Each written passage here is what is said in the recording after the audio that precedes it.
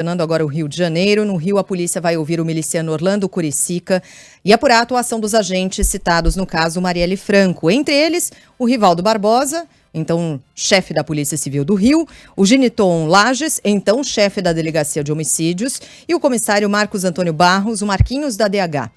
Agatha Meireles com a gente para trazer todos os detalhes. Seguimos acompanhando passo a passo essa investigação, né, Agatha? Bom dia para você.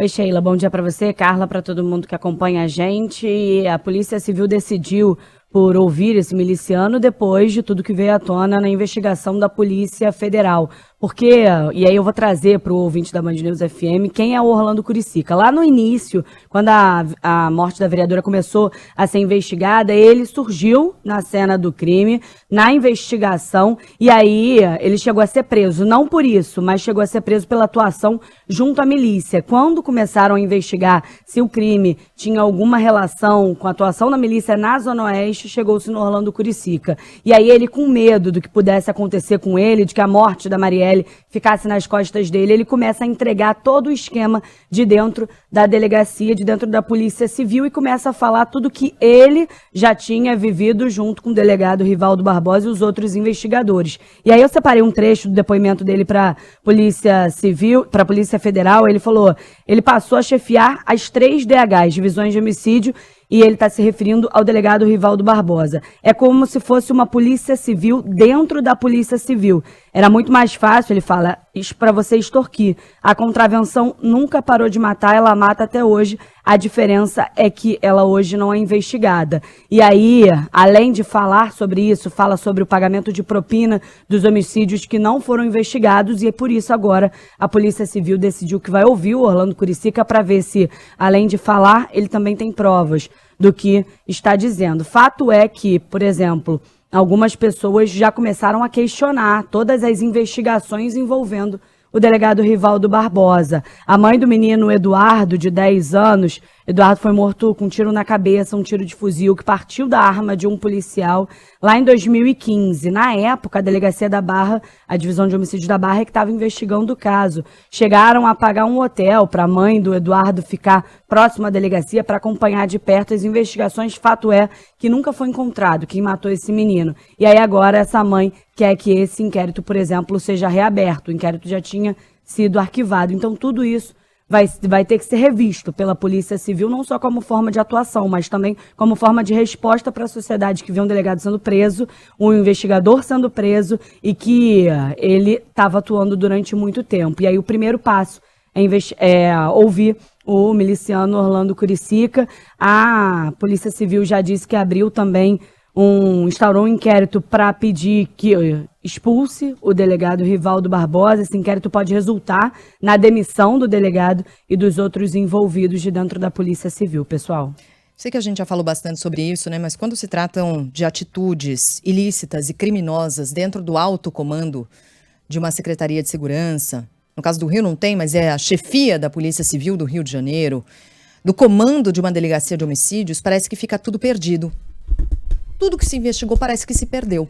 Então tem toda a razão a família do menino Eduardo, de 10 anos, que morreu com esse tiro de fuzil e até hoje nada foi descoberto, tanto que o caso foi arquivado, tem toda a razão em pedir reabertura do caso. Aliás, quantos outros tantos relevantes, a Agatha foi a primeira aqui a levantar, quando a gente conversava na semana passada, sobre outros casos que foram investigados durante esse período e que certamente agora, e de relevância, que, enfim, levantaram suspeitas e que agora terão de ser reabertos, porque pairam muitas suspeitas sobre esses casos. Então é evidente que as famílias, com toda a razão, de maneira muito legítima, fazem esses pedidos e não restará nada à Polícia do Rio de Janeiro diferente do que reabrir esses casos e retomar investigações, como disse a Agatha muito bem, no mínimo como uma resposta à sociedade brasileira.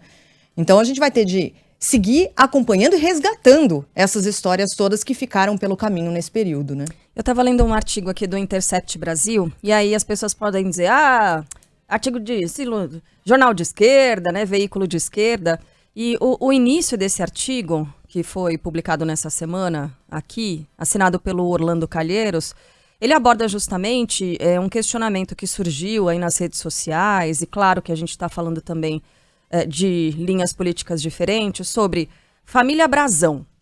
É uma família ligada à direita ou ligada à esquerda?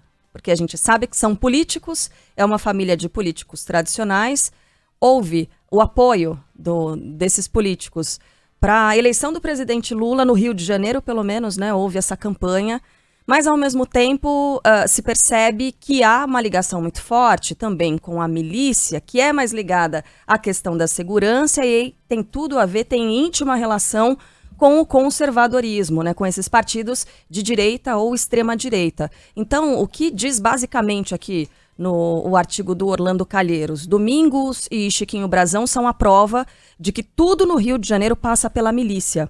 Ele mostra, né, e ele vai discorrendo aqui ao longo do texto, que a família Brazão é uma das famílias de barões que detém o poder no Rio de Janeiro.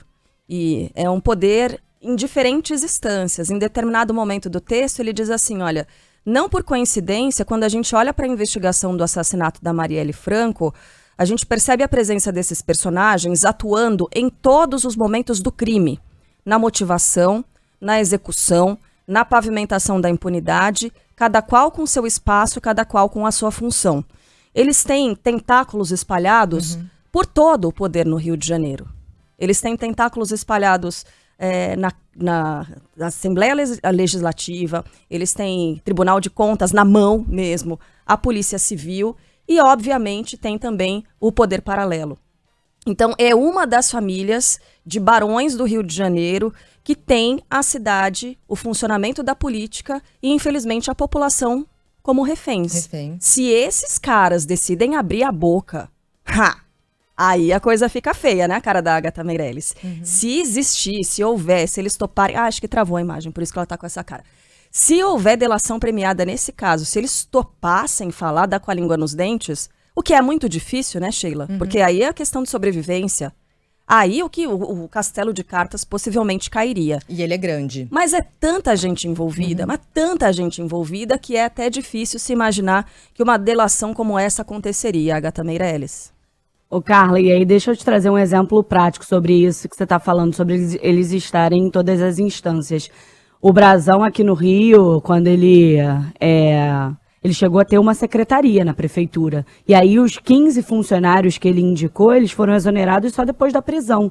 Ele saiu para reassumir como deputado federal, ele era secretário aqui no Rio, voltou para Brasília, deixou um nome indicado por ele e 15 outros funcionários. No governo do estado, o que os bastidores dizem, o que as fontes dentro do governo falam, é que esses funcionários indicados pelo Brazão não chegaram a ser demitidos. E aí quando esse artigo traz os tentáculos e os políticos envolvidos, a gente levantou aqui no Rio de Janeiro os políticos que tiveram apoio do Brazão. E aí, foi o que você falou, é direita e esquerda. Tem um vídeo, inclusive, do prefeito Eduardo Paes agradecendo o apoio da família Brazão, com o Chiquinho do lado. Tem vídeo do governador Cláudio Castro também falando sobre a influência da família Brazão e agradecendo durante a campanha. Tem foto do Eduardo Cunha no Rio de Janeiro com a família Brazão, tem foto deles fazendo campanha para Dilma na época. Então é uma família que está há muito tempo no poder e jogando ali em todos os lados e realmente estando em todas as instâncias. É aliança pragmática. Imagina, a ideologia é de momento, né? É a coisa de momento. Agatha, obrigada, viu, pelas suas informações. A gente volta a conversar ainda logo mais? Volta, né? Eu espero que sim. Então tá bom. Também vamos. Então vamos. Tá eu bom. Também. Depois desse papo aqui, falar que não, é coisa complicada. Tá bom. Até já, viu, Agatha? Um beijo. Um beijo. Vamos falar do